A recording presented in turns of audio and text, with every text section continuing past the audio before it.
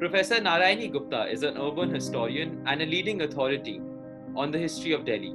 She taught at the Indraprasth College for Women before joining the Jamia Millia Islamia in 1986. She was a founding member of Conservation Society of Delhi and has been a member of the Delhi Urban Art Commission. Professor Gupta is the author of Delhi Between Empires 1903 to 1803 to 1931, Society, Government and uh, Society, Government and Urban Growth OUP 1990, Delhi Now and Then 2007, and has co-authored Beto's Delhi 1957 and beyond. Thank you so much, ma'am, for agreeing to do this interview. We are so very happy to have you here with us. Thank you. Without further ado, I'll just corrections on dates. Okay.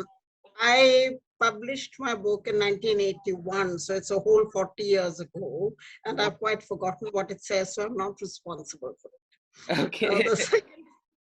We'll just start with the very first question. What are the most important issues that Delhi faces today in terms of conservation of its rich heritage of more than 1,000 years?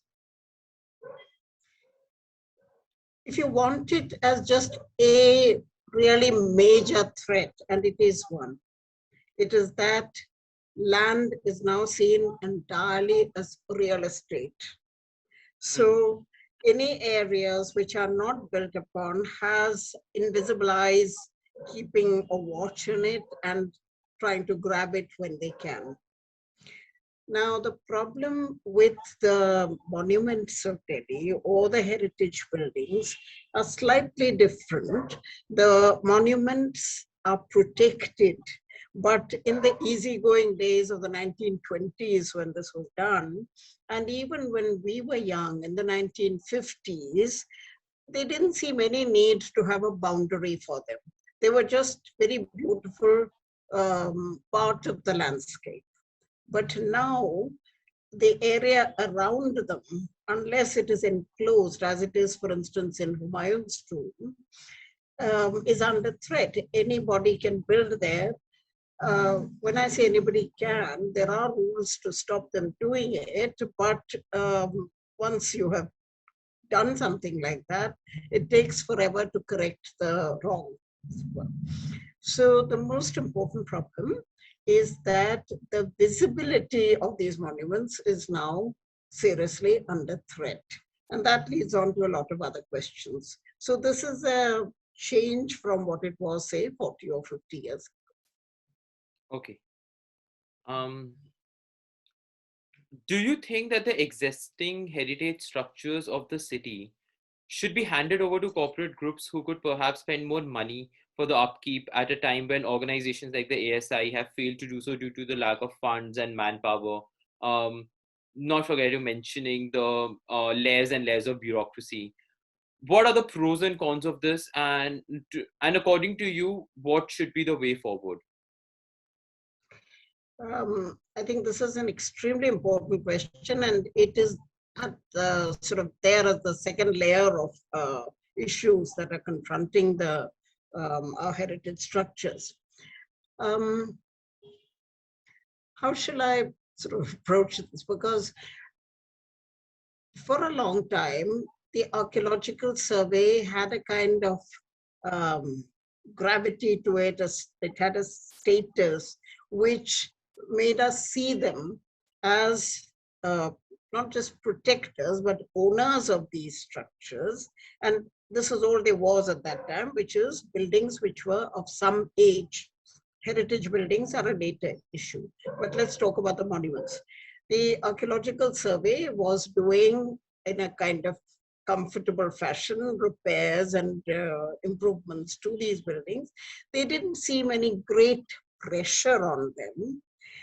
And what I have seen in the last 60, I wouldn't even say almost 70 years, because my family used to enjoy going out into the rural areas as they were then, and having picnics next to the monuments.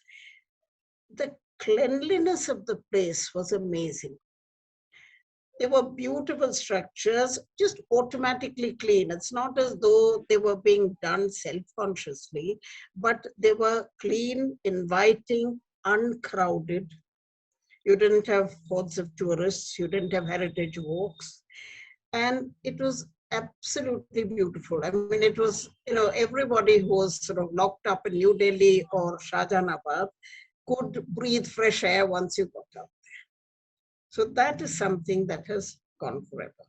We'll never get that back quite in the same measure. Along with this, there is the problem that the archaeological surveys come down in status. I mean, I'm a little amazed to find that it's a little subsection of a ministry. I mean, it should be standing there in all its glory and be one of the great institutions which we are proud of. It is a great institution. Maybe there is still hope. Maybe it can come back to the sense of importance, but it has worked to such a degree that they do not even have, most of them, a real sense of self-worth. Now, this is, I think, a great tragedy, because this means that they feel oppressed, criticized. I can, from the time I started reading newspapers, say from about when I was 12 years old, I do have a sense that there were 2 or 3 things that kept coming up in the newspapers. And one thing that one saw repeatedly was about the neglect of X or Y monument. So in my mind, neglected became an adjective for monuments. And I found it was becoming that with a lot of people. Another phrase that was becoming very common was lesser known monuments. I'm not quite sure what this phrase means. It was quite clear to whoever was using it, but if it is sort of technically that we're not talking of the great heights of the class 1 monuments, which we have a lot of in Delhi. If we're talking the others, the lesser known depends on the person, because you can go and find out about it for yourself. I mean, if you don't know it, I mean, it's your loss, as it were. And the great excitement was, it was really to discover them.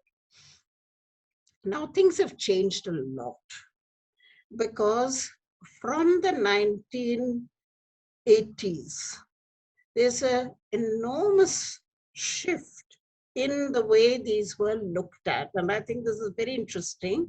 This is a generation after partition, when you could sit back and think of what Delhi should look like, how it should be presented. Earlier, it was the 20 years after independence were difficult years, very difficult for people who had come in, very difficult also at some level for those who had migrated from other parts of India, not from Pakistan. But by the 80s, things had eased up somewhat. To add to this, there was a government which was very anxious to present heritage. That was the time of festivals of India, if you remember. That was Mrs. Gandhi's great thing about showcase it abroad. It was not a new idea, because the British had had exhibitions, if you remember, from 1851, where they actually replicated whole havelis and furniture and things took it out at God knows what cost from India, replicated it there, or brought it in and had them exhibited. So that tradition, after a break of about 30 years, was resumed with great sort of panache in the 1980s. And you had the festivals of India and England and America and Russia and France. And they were, at the time they happened, a great success. But these things have to be kept up. I know people who worked for those, and they really produced exquisite exhibitions. We also had some here. That was the time Indira Gandhi Center was being set up. And even before the buildings came up, Kapila Vatsyayan, who was the dynamo in these matters, was able to push through a wonderful exhibition called Come. And this occupied a large part of the Rabindra Bhavan complex. And it was not just monuments of India, but of the world. So suddenly there was a great interest in these things.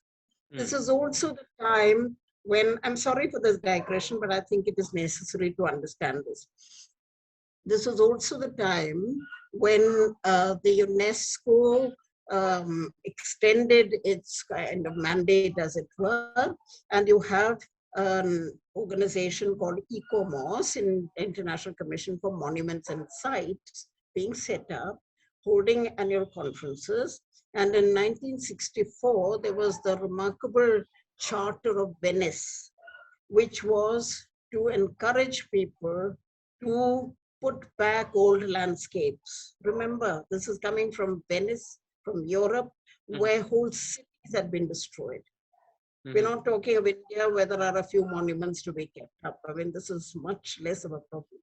But it had a kind of, it was noticed in India by architects, not so much by archaeologists, but by architects. So that was also going to be somewhere at the back of the discussion. Then somebody noticed the National Trust in England and said, why can't we have one? So they set up the Indian National Trust for Art and Cultural Heritage, INTAC. But there is an enormous difference, let me just make this clear, between INTAC and the English National Trust. The English National Trust is the third biggest landowner in England, next to the Queen and the Church. They have an enormous number of properties sold to them by aristocrats who could not keep them up. They didn't have the money. So they sold it to them.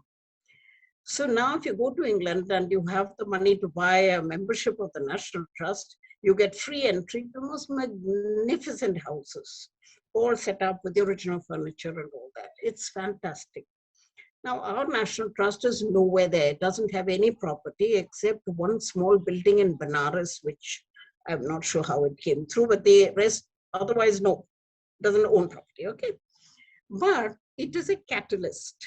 And there was one document prepared by the eminent architect A.G.K. Menon called Charter for Unprotected Heritage. These things are worth retrieving and thinking about. This was 2004, I think. He put together a thing saying that there are two kinds of unprotected heritage. The smaller monuments which the Archaeological Survey does not bother with or cannot handle, and the recent buildings like Havelis and British buildings and so on, which are not under the ASI. And he said we have to do something about this. So INTAC began a program. Now INTAC was set up in 1984.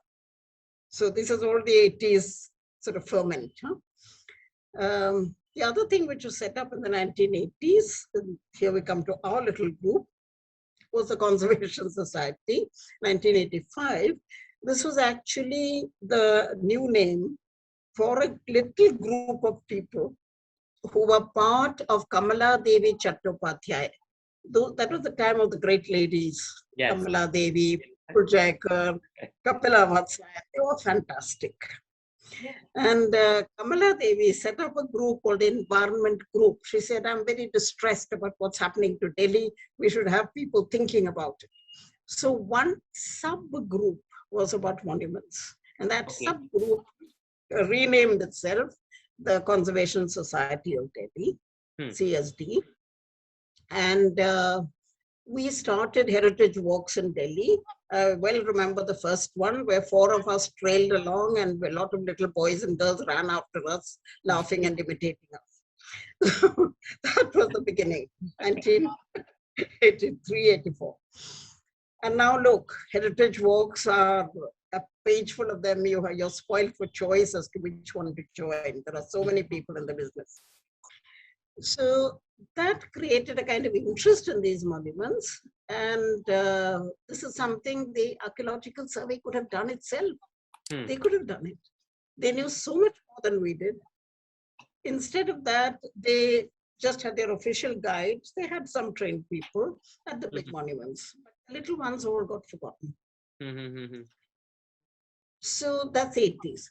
Now, coming to your question about private and public, I would like to think there should be what is now fashionable, the public-private partnership. There's some way of linking a private agency or money a sponsor with the archaeological survey.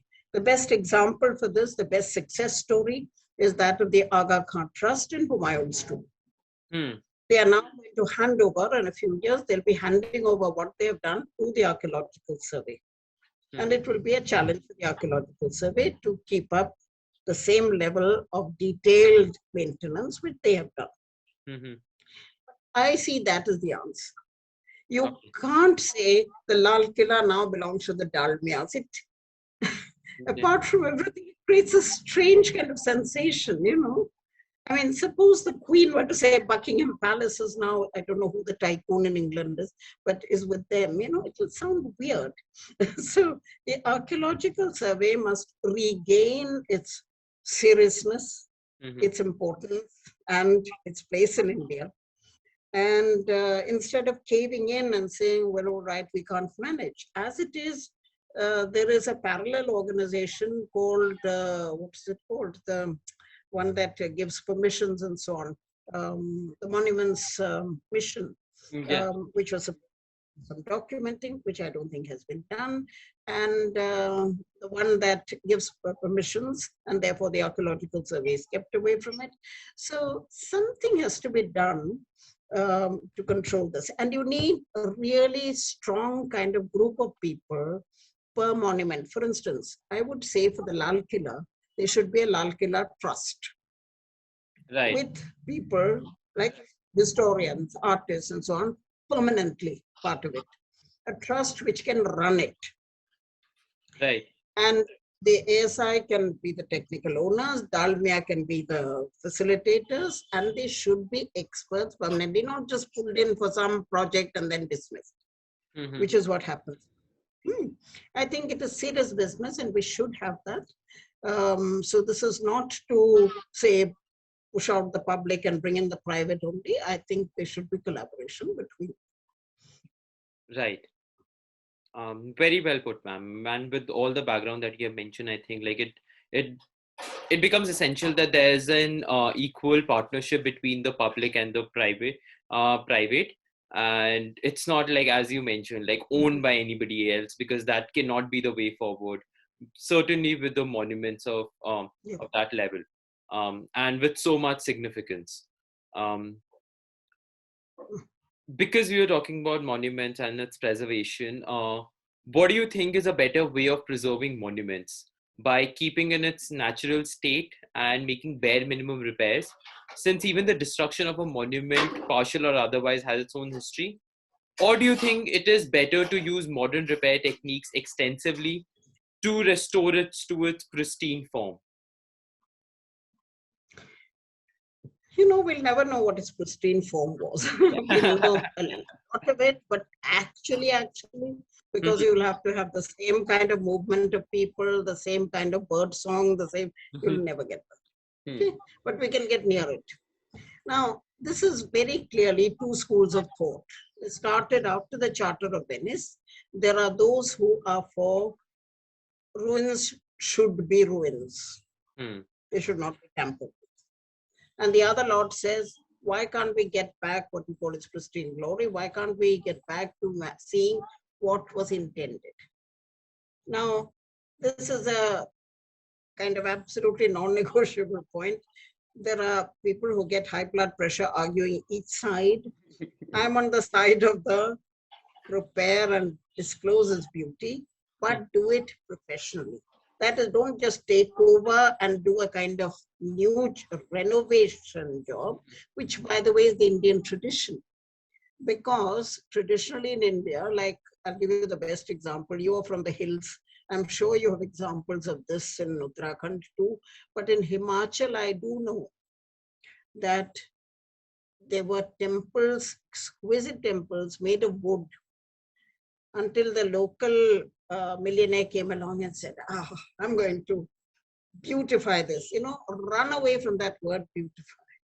It's the most dangerous word in the world, because What is done at that point is unspeakable. He knocked down all the wood and put up good cement structures, plastered them, ornamented them, and made them totally ugly. Now, if that was his idea of beauty, he could have built some other temples. Supplement, don't supplant, don't replace. Frankly, I mean, it's all very well saying this is the holy point. I really don't think so. I think the whole area is sacred.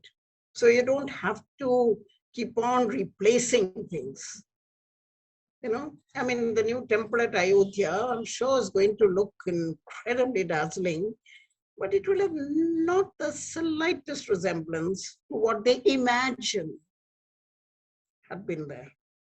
So let us keep modern as modern and let the older things be there. And I'm sorry, my examples seem very limited, but I do think the Aga Khan Trust, which has experience all over the world in doing this, has the right idea, which is if you see something which gives you a clue,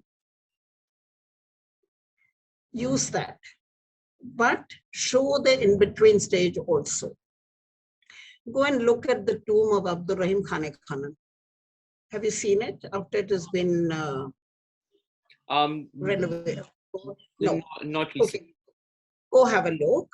What you will find is you'll say, what's this? Because you'll see the dome, which we are used to seeing in rubble because the marble was vandalized long ago, God knows when. Now you see part of it covered with marble, part of it still rubble. So it's a very unsatisfactory kind of situation. That is because the archaeological survey says somewhere you must show what you inherited. Now, I take it a bit further. When Abdur Rahim built it, he certainly did not have it covered with rubble. He had facing outside, beyond the rubble, there was something which has been carefully destroyed or taken away. So we're never getting back to anything original. You're getting back to what we saw 10 years ago, or 20 years ago, or 100 years ago. And this is a monument of the 17th century. Okay, so there's no need to get over-orthodox about this. Keep ruins as ruins. The ruins are usually the result of sheer vandalism. We have a park near where I live, and the beautiful swings were put up there. And yesterday, the children, in a frenzy of excitement, pulled the swings good and hard and broke them. Now, should we leave them broken since that is authentic? Or do we repair them? So it's the same. There is very rampant vandalism in India of things which are not owned by anybody. We are terrified. Could you imagine going into a Ashoka hotel and pulling things apart? But you will do it in Lal Killa. You will pull things off the wall. You will take away Pietradura. You will take away stones. You will pick up images. It's just think about this. So now I come to a point which I think is very important, which is that all this about institutions is all very well. But the real education needed is in the minds of people. So far we seem to be stuck at ये मुगलों का था या इससे पहले किसी हिंदू राजा का महल था. I mean, Lal Killa is built by the Jains, Taj Mahal, Jaipur Raja's palace. I mean, luckily we haven't got as far as Aborigines having used it for something, and some, this kind of mindless discussion which shows no affection for the work created by gifted artists and artisans is very sad. Look at them as art, not as history, not as defeat and victory. You have to have people prepared to defend them. Suppose something happened and somebody was attacking a structure. Would you do something about it, or would you just stand and watch? I have one story which I've repeated n number of times, so I don't know whether you had the misfortune to hear it. In 1966, there was a major flood in Florence. The river Arno flooded and suddenly it went into everybody's house. Now, what would you do? You would pick up your insurance papers and your bank passbooks and run. Okay. You know what the people of Florence did? They all ran to the museum and Oh, picked up all that they could. yes. Otherwise they were all floating away. And then a whole pile of people descended on them from all over the world because they sent out messages very fast. And these were called the mud angels because they were caked in mud from the flood. And they continued the rescue. So whatever remains in the Florence Uffizi Museum is because these people stepped in. Now, honestly ask this question of the people you talk to. If there is a flood in Delhi, by the way, Delhi floods every 10 years. I mean, now it's stopped because we've insulted the Jamuna in many ways. But if there is a flood, will you run to the National Museum? Yeah, That's very interesting question to be asked. Like how many, how much do you own it? like how many people actually, will do that? Like that's a very interesting thought. Like no, as a former student of history, I will like give it a very, very, very serious thought. Like But honestly, there should be all of you heritage walkers or monument visitors. You should have a sense of sharing its ownership. The ASI, I mean, think of Tughlakabad. I was friends with that Chowkidar before he became a little wicked and started selling off land and so on. But he said, he sold all that land inside Tughlakabad to make Tughlakabad extension. Wow, yeah. The Chowkidar did? Yes, because he was there all the time. He knew the land. Wow. Yeah. Because Tughlakabad extends much beyond what the tourists go to. It extends beyond the Mathura road, goes on further. So that now is a totally built up colony. And he said to me, he said, 7 मील का ये है दीवार है और एक आदमी है. And what is he protecting? Does it make any sense? Either you give up and say we can't protect it, but certainly don't have that one man standing there at the entrance and looking sulky. He's not going to protect it. Right. But yeah, very.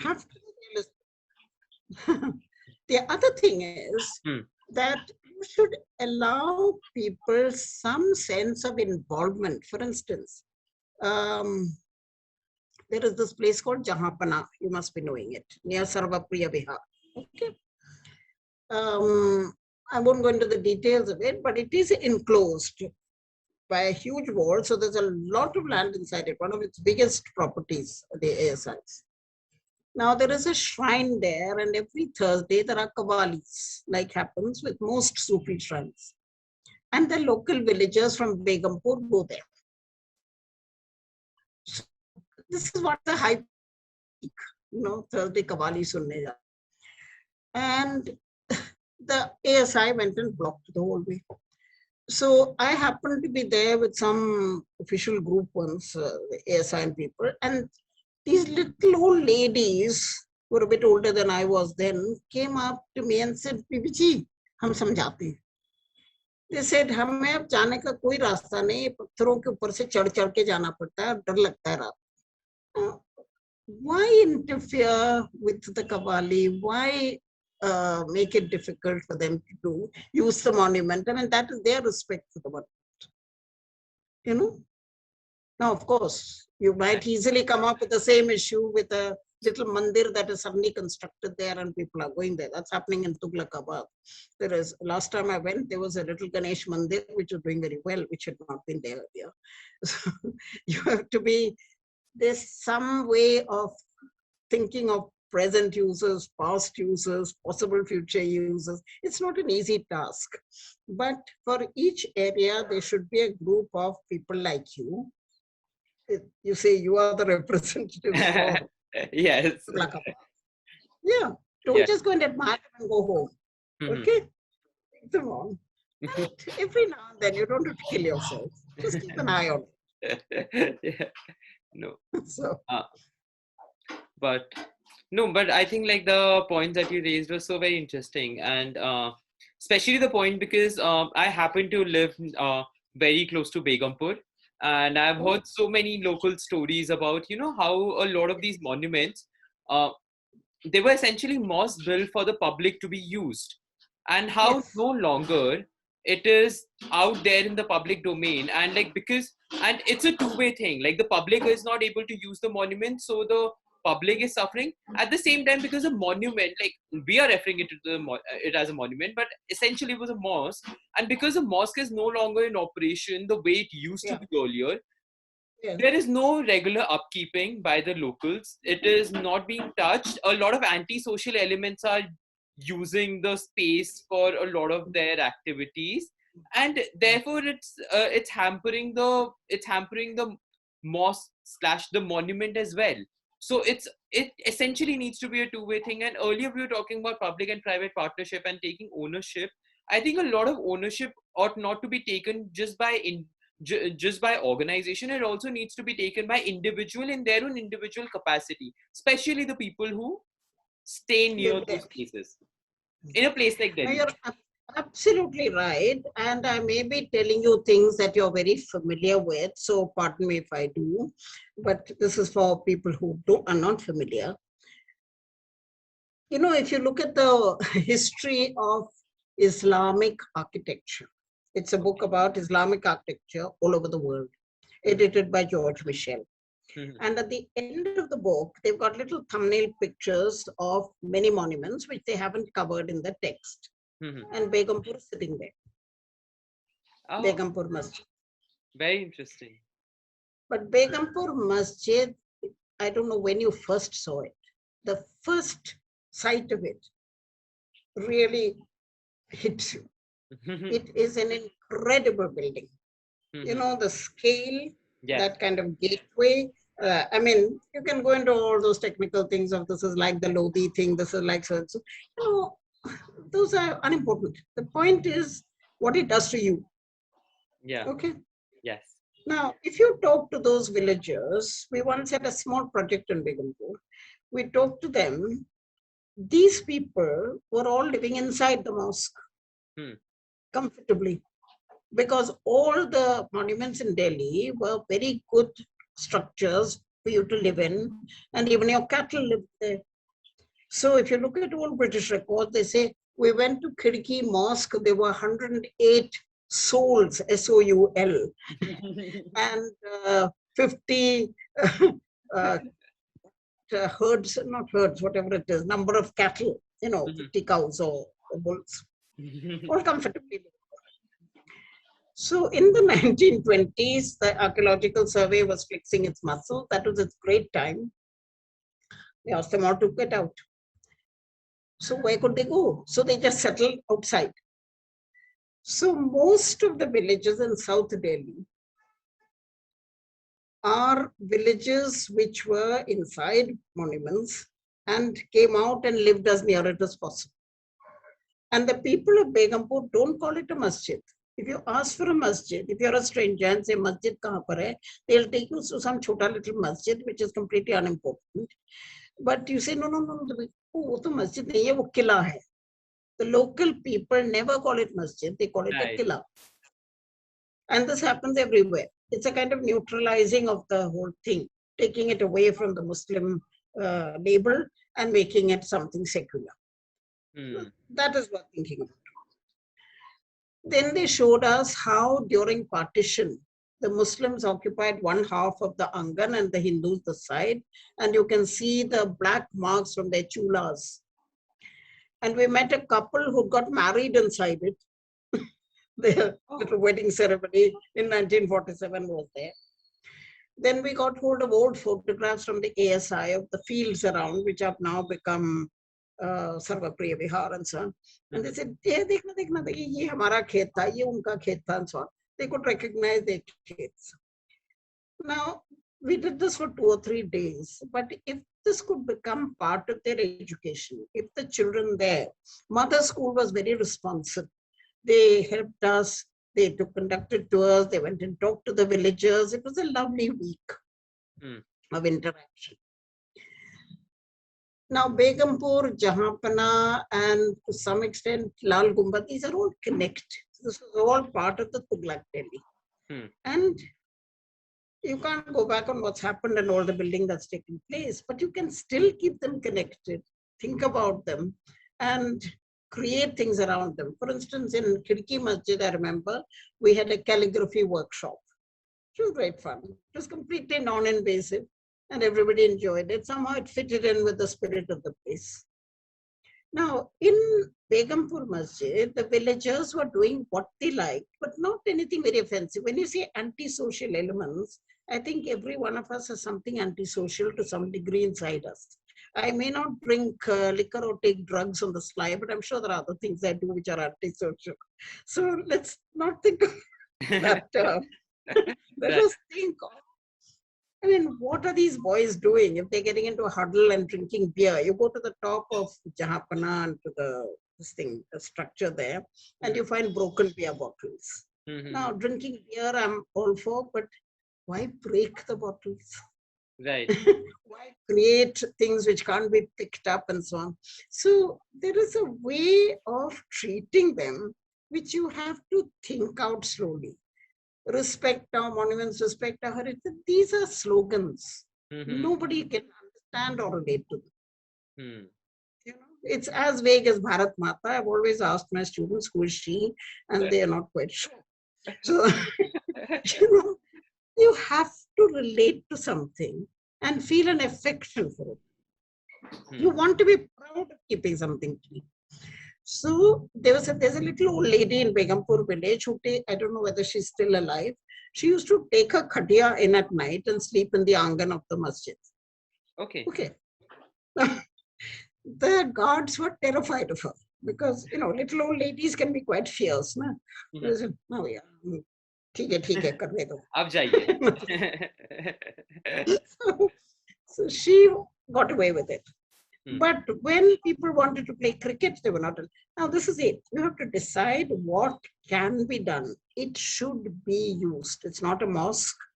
It's shouldn't be empty. In that case, what?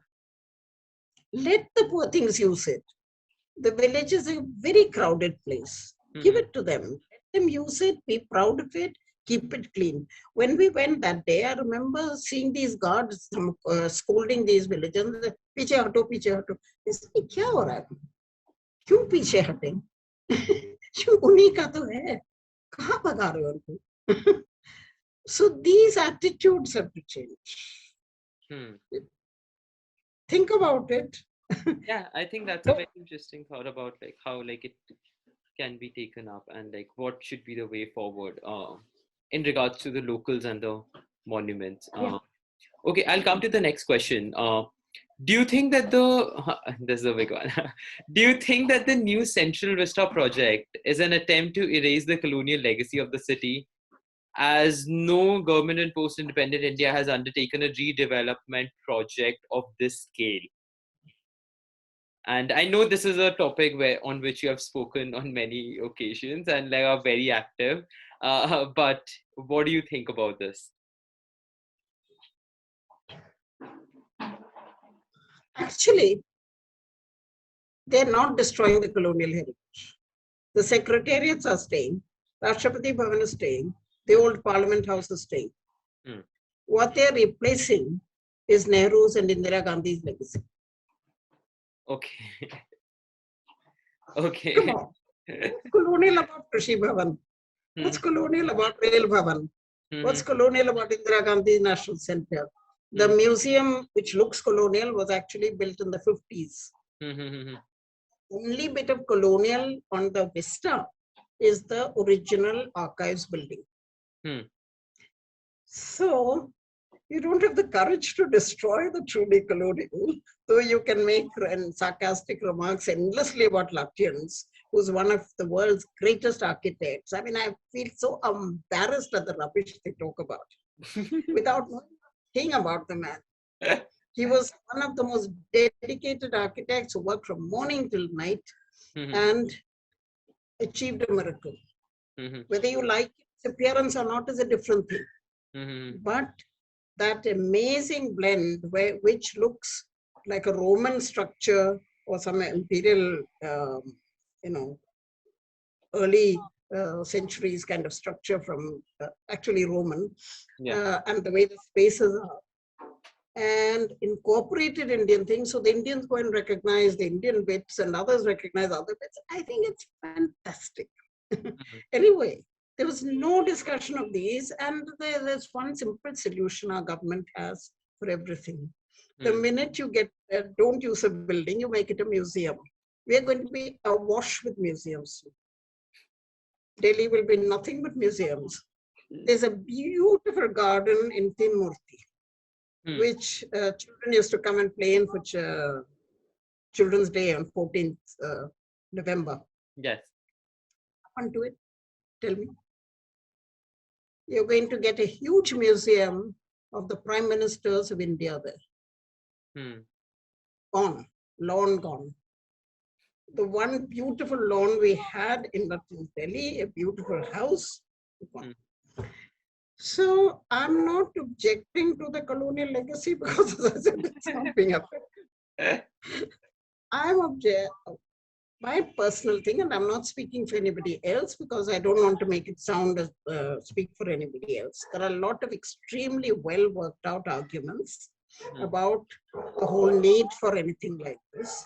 I mean, we are proceeding on the assumption that the number of Babus is only going to grow. Whereas the pandemic and all this digital progress has shown us you need less Babus. You need more computers and less people. But they're now going to build 9 buildings, 9 stories high, stuffed with Babus. And they will meet each other in underground corridors. They will never come out in the sun. They'll be like these little earthworms, Even the prime minister, vice president, everybody's going to come underground. Well, have at the parliament in a Taikhana for that matter. This is not redevelopment. This is some notion of this is going to look modern, and those buildings don't look modern to me. They look like dreary cells. I mean, with a little less money spent on it, they could be, what are they called? Detention centers. Not much difference. Right. They're all going to be walled. You and I are not going to go there. Yeah. We'll have no need to go there. And yeah. What is this? Like whatever like designs I've seen, like they don't look aesthetically like the designs. I don't get those designs. Like I don't like. Yeah. No, not even designs. There is one design and it's replicated 9 times. And at the end of it, they're going to continue the road up to the Jamuna, where there'll be a park of national unity or something. A round park. Have a look at that too. Okay. Yeah. Wow. Okay. So I wish you luck when you grow up, when you come, not as old as I am, but a little older. You'll have this fantastic drive down from the, presumably if you can go to the museums and the secretariat, straight up to the Jamuna, which has now become as wide as this. But I mean, talk of public-private partnership. This is entirely a public enterprise. There's nothing private about it. Nobody was taken in. Nobody was consulted. Who should have been? They should have been a sort of witty committee. The committee in charge of the Central Vista is rather harassed secretaries for various ministries. They don't have time to think of all this. They've got their own work, haven't they? Why should they be concerned? They say, I mean, I wouldn't. It's artists, architects, literary people, people with imagination, who should have been consulted. You want something beautiful. If you make beautiful the big word and utilitarian very small, you'd be able to get there. I think I'm going to ask something which is very connected to what we were just talking about. What do you think are going to be the long-term implications of the project in Sorry, I terms missed that of the first one. environment and in terms of the aesthetics, given that again these buildings are like so-called like very like modern in their appearances, like Sorry, what was the initial part of your question? I missed something. Something is. so yeah, like what do you think is going to be the long-term implication of this project in terms of environment and aesthetics of the central Delhi Okay, region? right, right. All right. I think you can say that from the time that I keep forgetting these names. What is that big hotel? Meridian.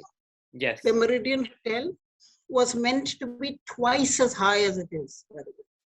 Okay. But then there was so much protest that it was chopped off in the middle. So what you get is only half the height. Okay. From the time of the Meridian and that Shangri-La, whatever opposite it, started, the decline and fall of Delhi has begun.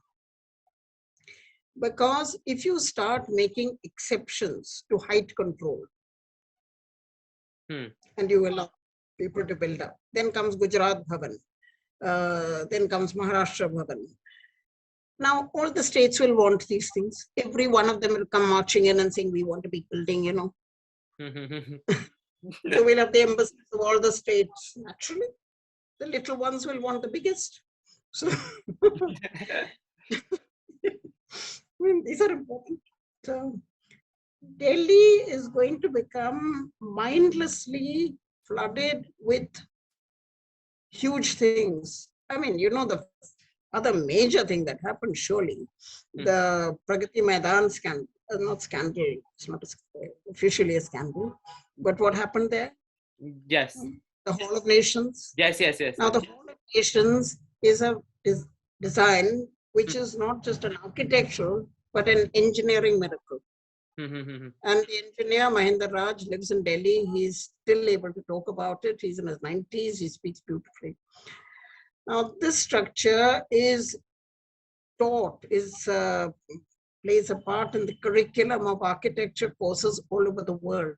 But we've decided to let it go in order to build a convention center for thousands of people. And these people will come in thousands of cars. So you have a car park. Just go past Pragati Maidan and see what we've destroyed. Pragati Maidan, I suppose, was my younger days. So to me, there is a special, I mean, our generation has a special relationship with it. There was Shakuntalam Theatre. There was the book fair. Yeah. There was all kinds of things which made up a Delhi culture. Now you're going to get a convention center. And tell me, how often is a convention center used? Right. Of that size, okay? Right. How heavily is Vigyan Bhavan populated? And surely Vigyan Bhavan is enough. We've got one.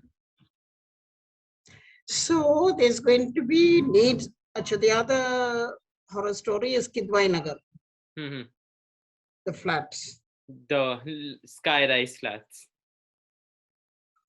You know, I sound as though I'm criticizing everything, and it's a very easy image to project. It's not that.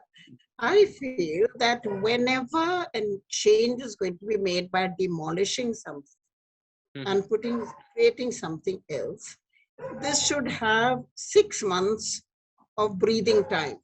You put up the pictures, you invite public objections, you have a meeting with people who have things to suggest, take them into account, tell them what modifications you've done. Now, we are not ever doing this. There was in 1980, there was a wonderful meeting in, I think it was in Vigyan Bhavan, when the DDA projected its plan for that year, I mean, the revised master plan, and we were all asked to break up into little groups, housing, water management, and so on, to discuss those sections. It was a very satisfying experience. There were officials, there were private people, anybody could. And we all sat there and thought it out, discussed it, never felt the time getting too long, enjoyed it. People do enjoy thinking about their city. You're not giving them a chance. I think that is also going back to the thing that we discussed earlier. That is really going to help people take more ownership of Yes. the city. Like they are no longer they'll feel this involvement with what is around them, that they also have a role and the responsibility in the decision making process. And obviously, like that is going to encourage more and more people to be more vocal about the city that they have been living in for some cases, like throughout their life. And yeah, so I think that is a very but again, like it needs to first come from the government. Like if the authority. No. Okay. Then you'll wait till kingdom come. Okay. You have to take a stand on this. You don't have to be aggressive. Mm-hmm. But this is done. It's nothing new, I'm suggesting. This is done in Europe. Mm-hmm. Whenever there is a land use change, at the site, there's a big board put up. Now, Mm-hmm. my classic example is that of the BRT road. Mm-hmm. You remember earlier, it stands for Bus Rapid Transport, okay, BRT. Mm-hmm. But its original name was HS, HSD something. Anyway, I asked every auto driver when I went past, I said, ये क्या board लिख रखा है? वो किसी bank का advertisement है. They all thought it was HSBC Bank. Okay. They did not know that the road was going to be divided, that buses would sail along, that cars would have to wait, that autos would have a lane. Nobody knew. Nobody was told. And when the car drivers saw what had happened, they all burst their blood vessels in anger. You mean a bus? A bus is going to go faster than us? The idea was let the buses go through and the cars can wait. Mm-hmm. They killed the road. They were not going to take it. So if this had been told to them earlier, explained to them, pamphlets given out, trial runs done, it would have worked. Right. I'm going to come to my last question now, which is more involved to the last part, the last thing that you just mentioned, which is how do you think the common people can be made more aware of the city's heritage, of which they are an important stakeholder, and how are different members of the society, such as people from the academia or other civil society members, can help in this regard? Well, it would be wonderful if you take this up as your group's mandate. I think everything starts with children. Okay. And I think local history is terribly important. This is done all over the world again. If you look at good syllabi in other countries, the child becomes aware of their neighborhood. There is this business of starting with the family. Two parents are shown, a brother and sister shown, as though everybody has a brother and sister, I mean, a boy and a girl, that there's no other kind of family. So there is this model, and they live in this peculiar house with a triangular roof, which nobody has except the Northeast and Kerala. So the whole thing is an imaginary structure.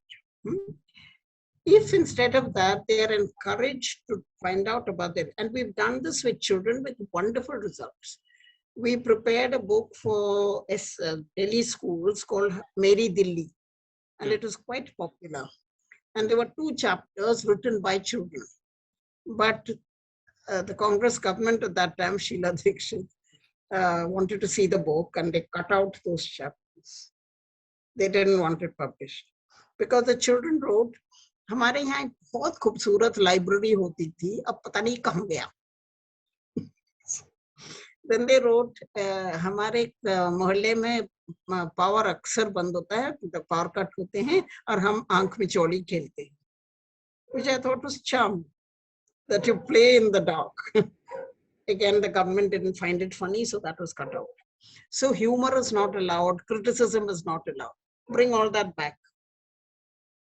Right. Make them think about buildings.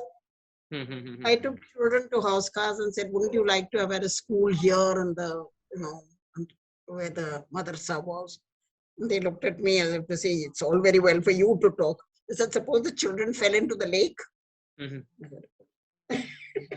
So, Right. so children think about things. Children are born architects. Give them freedom and they'll build something. They will not write ABC.